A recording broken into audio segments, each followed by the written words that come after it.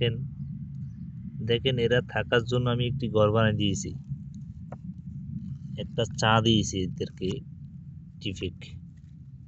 দেখেন এটা এরা খাইবো, আর এই যে পোস্টার এটা দিছি এটা আস্তে আস্তে করবো, এটা স্বীকৃতি শিক্ষা, এটা পড়াশোনা অনেক ভালো।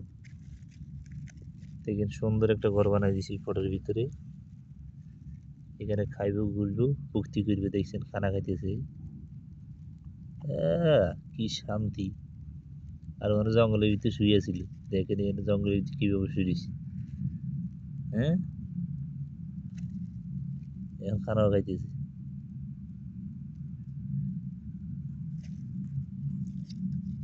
কি সুন্দর করে ঘর বানাই দিছি, বড় হইলে কিন্তু একটা রাখতেন না, সব মারিয়ে লাইতেন। এখন ছোট বাচ্চা তো,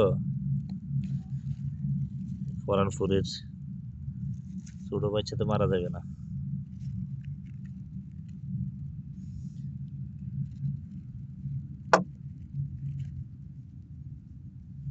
দেখছেন 8টা বাচ্চা, 8টা, একটা একটা সাফাসাফি করতেছে, মানে মিল নেই তার, একসাথে খাওয়া খাইব না এটা নেই।